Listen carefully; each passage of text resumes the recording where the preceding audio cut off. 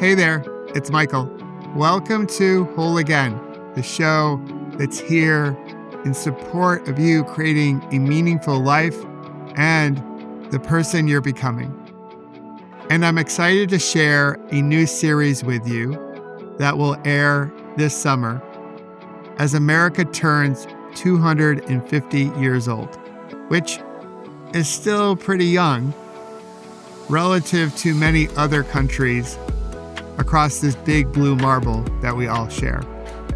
The series is called A Perfectly Imperfect Union.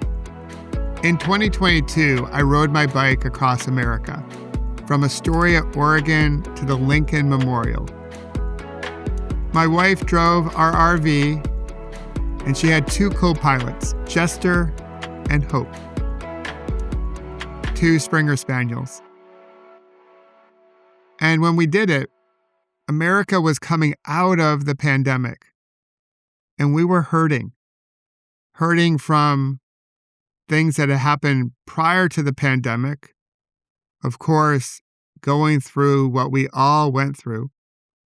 And at that time, and this is something I still believe today, is that we were entering an inflection point. An inflection point for us to hopefully pause, breathe, and reflect on who we wish to become as individuals, as communities, and as a country.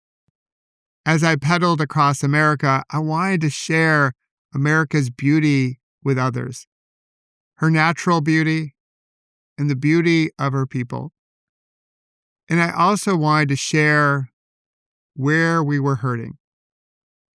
As America turns 250, I believe Kintsugi, which is something we use as a metaphor here at Whole Again, is a perfect metaphor for where we are as a country. There's so much beauty to celebrate, and we can also acknowledge that parts of us feel broken or are broken, but we can find a way to come back together, just like Kintsugi teaches us. And when we do, we don't try to erase or cover up where we have scars or blemishes. We highlight them in gold, and we celebrate them as symbols of our strength and resilience. Kintsugi is called the golden repair, and in essence, we can see beauty in something that's perfectly imperfect. During this series, I plan to speak to at least 2 people in each state and the District of Columbia. So 102 conversations with real folk, as I like to say. We're going to let the celebrities and the big influencers have their day somewhere else. But here, I want to reach out and talk to real people and listen to their reflections as they think about America turning 250 years old. And my hope is that you'll tune in to at least one, if not all 102. Because my theory going into this is that you'll hear different perspectives. Some may be aligned with yours. Others may not. But my hope is that you hear the goodness in your fellow citizens and realize, as Maya Angelou shared with us, we are more alike, my friends, than we are unalike. We are more alike, my friends, than we are unalike. I've had the privilege of traveling all over the world and all over this country. And this belief is something that I hold deep inside of me. So yes, I do believe that we are more alike, my friends, than we are unalike. So if you're ready to get to know one of your fellow neighbors who is perfectly imperfect like all of us, take a healthy breath in and a slow releasing breath out and get to know Peter Schott.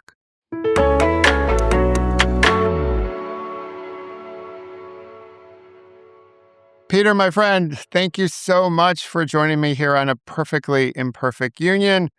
How the heck are you today? Well, thanks for having me. I'm doing great. It's a beautiful day here in North Dakota. Awesome. I love it. I love it. So I want to start off by thanking you for accepting a random outreach. So we didn't know each other before this moment. So you kindly accepted, hey, like, yeah, sounds like a good idea. So I've had a chance to read up a little bit about you, but for those that don't know you, can you take a moment to introduce yourself? And you already mentioned you're coming to us from North Dakota. I love one of the things I've been loving about the series is I get to ask people what's something that's really cool about their state because we live in such a big country. Not everyone's been to every state. And I have not been to North Dakota. That's one of the few states I haven't been to yet. So, yeah. So, if you could take a moment to introduce yourself and give us something cool about North Dakota that we might not know about. It is a lot of times the last state on people's 50-state list, so you're not alone in that. Okay. All right. Phew. It takes people by surprise. So who am I? That's a big question. I'm a husband. I'm a father. I do enterprise sales in my job. I'm a Kintsugi artist. I'm an aspiring triathlete. I just did my first sprint triathlon. Oh, bravo. I'm a community builder. For 9 years, I ran an event called International Potluck, where we gathered people around food and storytelling in the state here, and that was a lot of fun.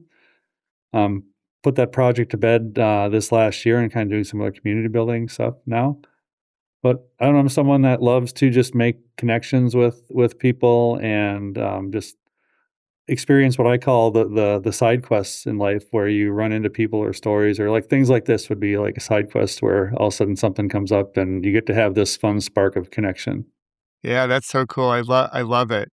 So I know we'll get into it a little bit later in our conversation. As you know, I use Kintsugi as a metaphor for this series and just overall for my podcast.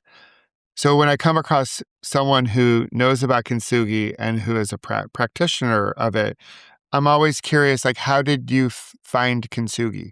Yeah, that's the whole journey. I A number of years ago, I was drawn to the Enneagram, which I Oh, don't know if you're familiar with the yep, Enneagram or not.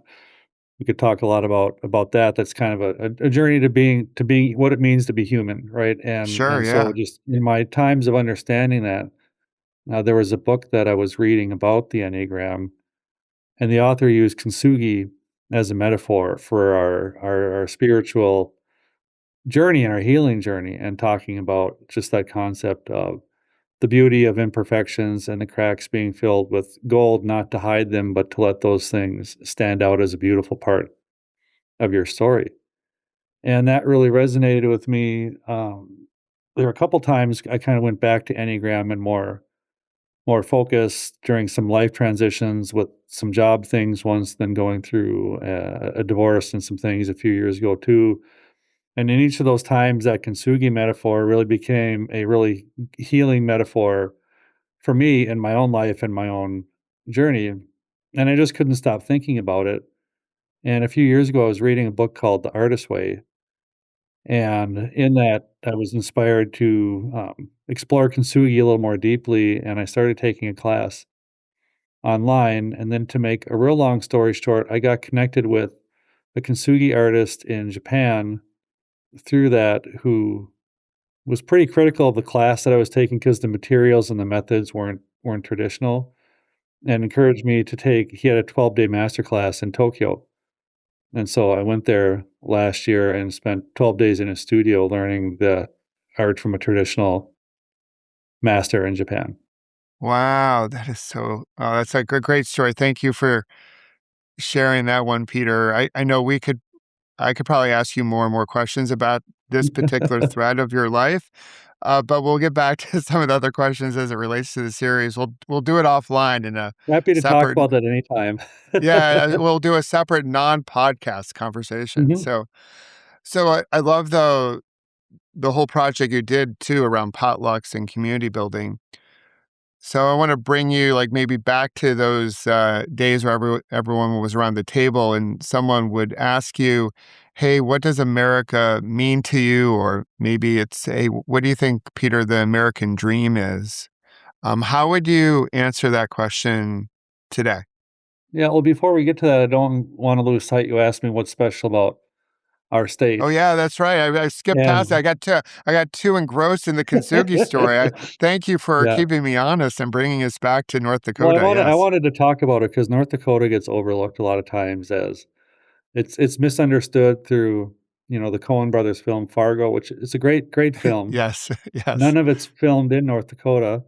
The Fargo series is good, but it's not representative of the state or the people, right? So it's always fun to kinda give people a glimpse of, like, what's really here. And there were a lot of things that I was thinking about with this, but the thing that I really settled on was, and I think it's good timing to talk about this because they just opened the Theodore Roosevelt Presidential Library here Oh, okay, in cool. North Dakota, but North Dakota played a key role in his journey. He moved to the Badlands in 1883. He just went there just to hunt bison, and he fell in love with the place. 5 months later, his wife and his daughter died basically on the same. Or what is it? His wife and his mother died on the same day, and his diary on the day is just a blank X, right? And so he was in New York, promising political figure on the rise, and he just went back to the Badlands, and he just went there just to retreat. Spent 2 to 3 years there working as a rancher, doing all these things, and that was really instrumental in his life and his pursuit of becoming the president of the United States, and also the national parks and conservation efforts that came out of his time there. So North Dakota, his experience birthed his presidential time and also our national park system. And our national park system is absolutely stunning. It's one of those things I often recommend to people to get to as many Yeah, of them as possible. And if you can't get to a national park, get to a state park. Like yeah. basically just like get outside. It's such a treasure. We were in Yellowstone and the Tetons and in Oh Idaho yeah. this summer, and it's just really hard to put to words when you're in an immense place like Yellowstone and think how this is untouched and undeveloped and all these places like that you can experience in a way that otherwise, if they weren't those lands weren't protected, we wouldn't be able to do that. Yeah, absolutely. No, that's so great. Yeah, as we talked about before we hit the record button, my screensaver on my phone is a picture of the Grand Tetons. Yeah. That was my favorite day of my bike ride across America uh, 4 years ago. So love that spot and a special place in my heart. So, um, well, very cool. Awesome. Thanks for sharing that about North Dakota. Again, thanks for bringing us back. So then I'll bring us forward to that. What does America mean to you question? How would you respond to that? You know, one of my favorite things to listen to on this topic is there's a podcast called On Being with Krista Oh, Tippett, yes. Yeah, Krista. Yeah, and yeah. Krista does some of the most amazing interviews with some of the most amazing people, and, they're all great, but the one that came to mind, and it would be really fun if we would both listen to this and kinda talk in detail about it, but he or she interviewed Vincent Harding about, "Is America possible?" And they had this whole conversation around that idea, um, and a lot of things that he said in that, and I just took a couple quotes of it just because they really just to anchor in on this. He's talking about how we are absolutely amateurs at this matter of building a democratic nation made up of many, many people of many kinds, from many connections and convictions and experiences. Um, and to know how, after all the pain we have caused each other, how to carry on a democratic conversation that, in a sense, invites us to hear each other's best arguments and best contributions so that we can figure out how do we put these things together to create a more perfect union. So, in this podcast, he talks a lot about this idea of the beloved community. That's a spiritual concept from Martin Luther King and the church background that he came from, but how do we wrestle through that to create this beloved community? And it really resonated with me. Yeah. That's a great podcast to listen to. Yeah, Krista does bring in some deep thinkers and philosophers, and there's a spiritual component to obviously her work. And it, yeah, great. great quotes there too to sort of help us make sense of this great experiment that we're all like participating in. Yeah. Um, so when you think about, obviously this year, actually over the last several years, there's been a lot of conversation about how divided we are, and brings up loneliness and separation and all the things that separate us. Are there moments where you feel really connected to your fellow neighbor, metaphorically speaking, maybe? Even though you might have these different perspectives that we debate and argue and hopefully compromise on. So, are there moments like that for you? And if so, can you share one or two? Yeah, I think, when I think about the international potluck that I did for a number of years, that was a time where and I started that before a lot of the political division was really mounting its head a number of years ago, and, really what I just wanted to do was just build community around food and storytelling. Then get people together around from all different walks of life because food is something that unites us where, we all have to eat, but we can also celebrate our differences and our diversity because we eat different things for different reasons, and then there's really rich human stories in it, and so it was just really rewarding to see how, um, every month you wonder like, "Well, are we gonna run out of ideas or things to talk about or things to do?" And, like, a few years ago, we did an event for Ramadan at an indigenous center with a Christian gospel singer doing a performance Oh, wow, as cool. part of it, and so we That's had this awesome. really rich conversation about, um, just different things and different faith traditions, and we had atheists, people from all different walks of spiritual life that were there, and we're able to have these common conversations around these core values that people have. They might look at them and express them differently, and so that's the one specific snapshot of it, and I think outside of that, when I can find times to be around people where it isn't about trying to convert someone to a different idea or your idea, but where people can really listen and just grow from each other's ideas into what's possible. That becomes exciting. That's really cool. So was there a particular moment that sparked the desire to put these potluck dinners together? I'd moved back to the community, but this is 11 years ago now. And I'd been gone for a couple of years and then came back, and a friend of mine had done a talk and he said, "Create the community that you want to be part of." Ah, okay, And yes. it really got me thinking, well, what does that look like for me? And what kind of people do I want to surround myself with? And I wanted to just be connected with people who had a love of food, who had a love of different cultures and storytelling and that type of thing. And so I had what I thought was going to be a one-time event to do that, kind of half inspired by that moment in Ratatouille when he eats the food at the end and it flashes back to his mom making it. Yes. Like, what if we had people tell their story? But what is that for them, Yeah. right? And it spawned this 9-year run where we did these monthly events from anywhere from 50 to 250 people. Oh, that's so great. I love it. I love it. So in that, there's a lot of obviously storytelling, as you've mentioned, Hmm. and as a country, it seems like every family has their own story with America or this land. Some families were here long before it was considered America. Some families were forced here through slavery. Others immigrated here. So, do you know much about your family's story or connection with this land in America? I know more so about my dad's side than my mom's side.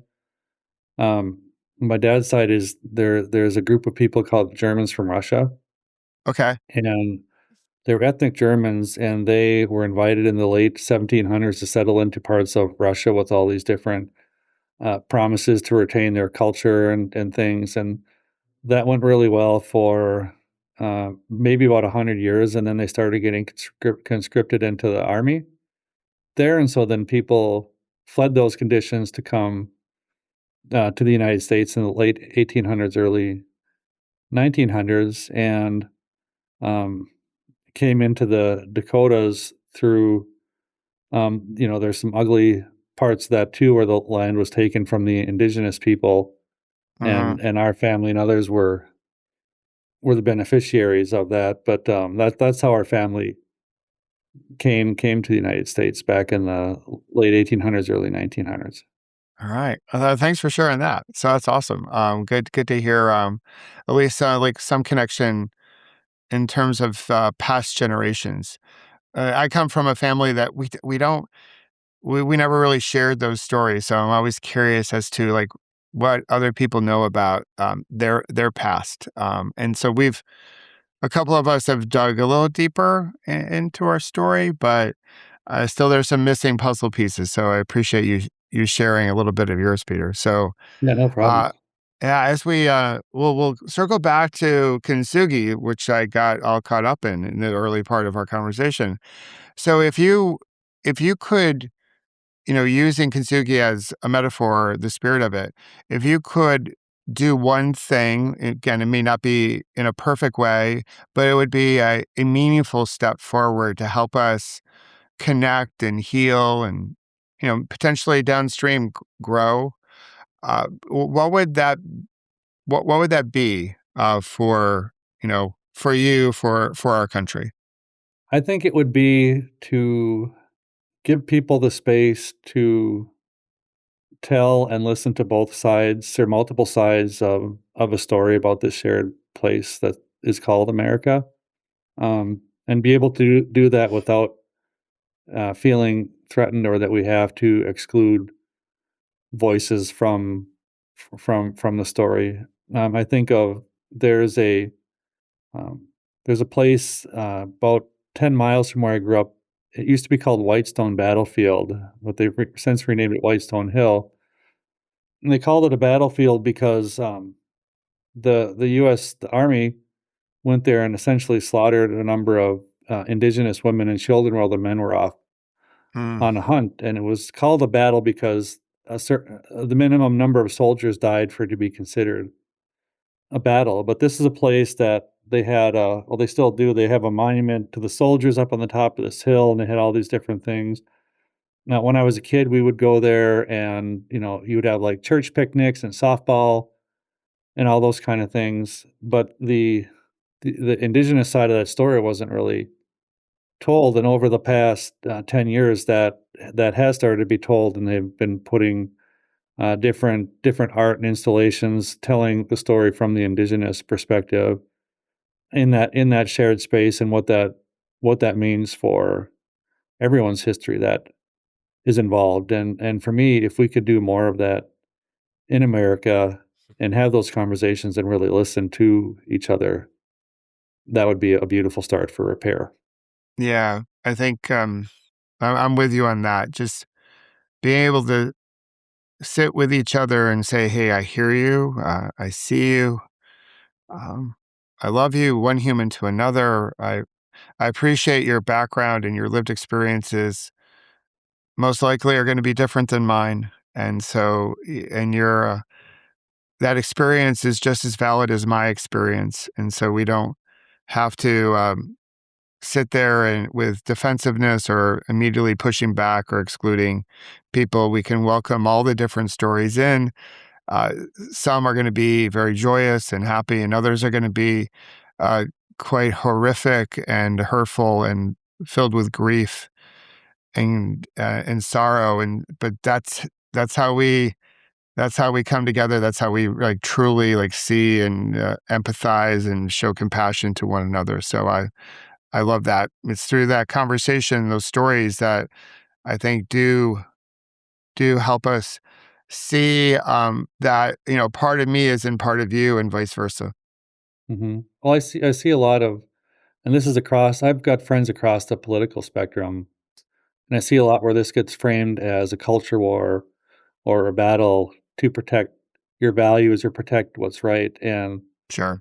there's a natural instinct to want to do that, but then you make other people the enemy, and you start battling each other versus kind of battling towards battling together towards a truth and a healing that could happen if people were walking alongside each other versus trying to prove that they're right and the other side is wrong. Yeah, it's a part of the way I see it is when the reptilian brain is in control, we seem to demonstrate some of those behaviors to make us feel safe. But we have this beautiful prefrontal cortex where we can use some judgment and some reasoning and maybe take a different step forward. So yeah, but yeah, I imagine in the Dakotas, you would have friends from all different political perspectives, and so yeah, so it's as we have in this country in almost every state. If you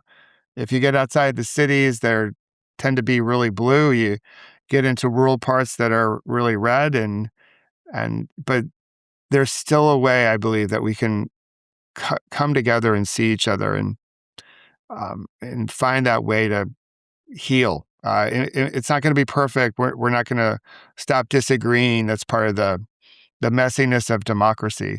Hmm. But we can at least have some civility while we do it. So Yeah. Well, it's really easy to keep it insular. I mean, you can really surround yourself in pockets of people sure, no matter where you live. One time I was having lunch with a friend of mine who's a pretty prominent political figure here in the state. And we were sitting down having lunch, and another friend of mine who's on the opposite end of the political spectrum was in that same restaurant having lunch with someone else. And then as we were leaving, he pulled me over and said, "What are you doing having lunch with so and so?" yeah, And I said, "Well, he's a friend of mine. He's a good human being." And I said, "Wouldn't you want to have a connection with someone like that to work towards a common good on things that you care about?" And he didn't have much to say about that. And to his credit, after that, he spent a lot of time kind of reaching across the fence to make some connections with people. And I like to think that that conversation made an impression to help take a step in that yeah, direction. yeah. Sometimes it's the questions that we ask of ourselves and we ask of each other that we might not necessarily have like our preferred response right off the rip, but if we spend some time noodling on it, maybe it does shift our perspective, and then with a perspective shift our behavior towards something that can create a better tomorrow for all of us, not just some of us. So we'll round out here, Peter. So I've been asking people, the person that I've chatted with before you, if they have a question for you, and then in turn you get to ask a question of the next person I chat with in our series. So the question that I have for you is there a place outside your home in America that makes you feel most alive or maybe really connected with this country, with this land? And if it's more than one place, you can share more than one. We love abundance, so we don't have to work through a lens of scarcity. So I'm not going to hold you just to one, but does a place come to mind? Yeah. Well, I mean, there's a few. I lived overseas in the Dominican Republic for 5 years, and so anytime I can get down to Florida to like Miami or Tampa in that area, there's just something about that Latin spirit and energy in those areas that just makes me feel alive. And kind of what just popped in my head, and this is going to sound like a really weird answer to this, but if I ever go to a Walmart Yeah, and walk around, there's something about like there's such a wide spectrum and variety of people that are there shopping and working and just kind of participating in that commerce community there that I don't know what it is. There's something about that strikes me as like there's such a diversity there that I don't know. Like to me, it feels like this really kind of encapsulates like the broad spectrum of people that are here in this country. And so it's a weird thing to say, but like just walking around a Walmart and kind of seeing all the folks there, I walk out of that almost every time thinking just like, wow, look at all the different kind of folks that live yeah. here and participate in our community.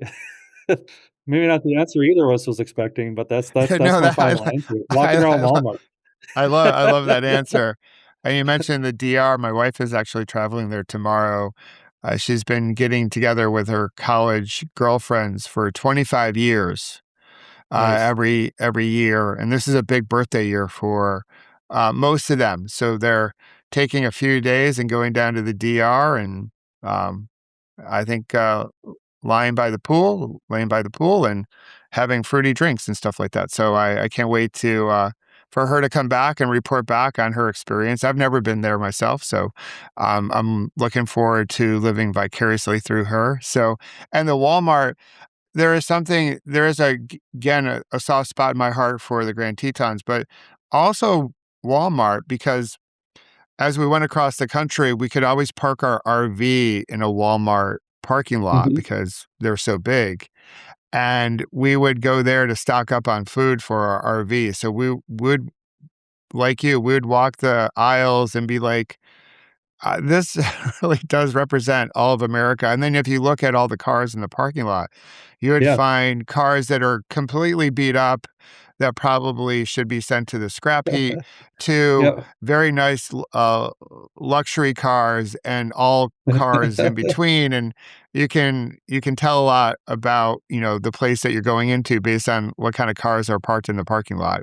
At least Mhm. that's one theory I have. So I'm with you on the Walmart. I don't regularly shop there, but Yes. there's something about the trip that brings some fondness when I think of Walmart today.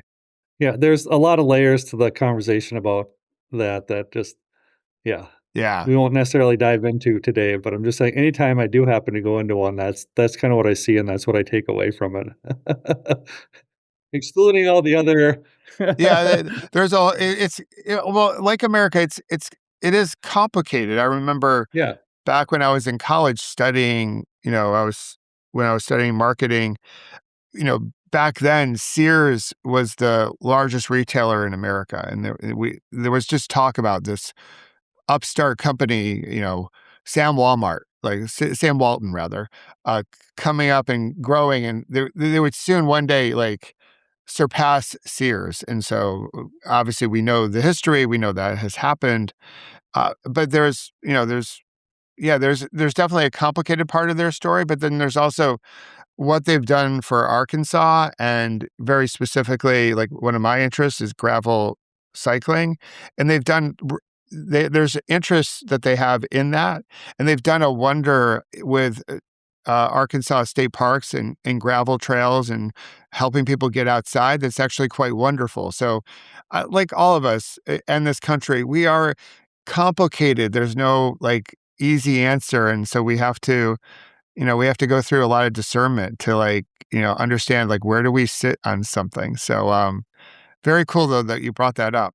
Wasn't expecting to, it just kind of popped in. Yeah, no, I think it's awesome. Hey, that's what's really great about this series, is that I've been able to talk to so many amazing people who are not, quote unquote, like, famous, but everyday people, like, doing the thing, trying to figure it out. And I just love their responses to things. It's actually it's one of the great byproducts of all this. So, what question do you have for our next guest? Yeah. So, outside of the standard answer someone might give to this question about your family or your work or your hobbies, what's something that really sparks joy for you in your life? You can't say your kids, you can't say your whatever, just beyond those things, what's something that sparks joy for you? All right. I will definitely ask that question of our next guest. And Peter, thank you so much for joining me. Thanks for putting a beautiful ripple into the world and helping us become a more perfectly imperfect union. And a special thanks for connecting with a fellow fan of Kintsugi. So I totally appreciate you, and thanks for being on the show. Likewise, thanks for having me.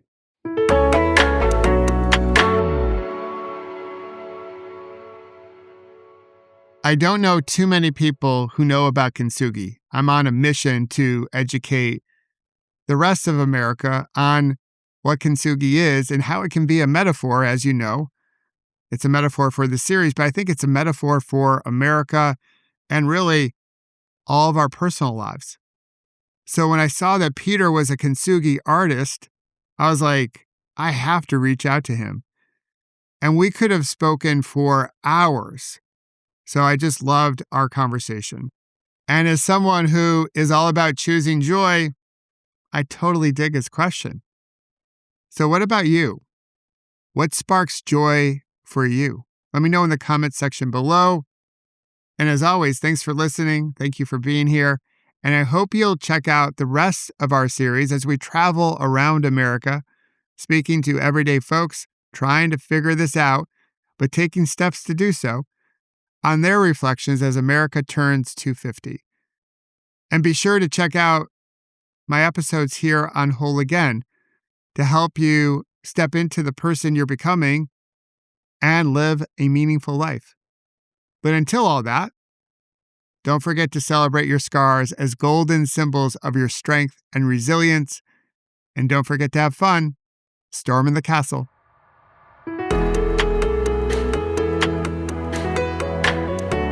And if you wish to learn more about creating beautiful ripples and how to prevent a bad moment from turning into a bad day, please visit my website, michaelobrienshift.com, and sign up for my newsletter called The Ripple Effect.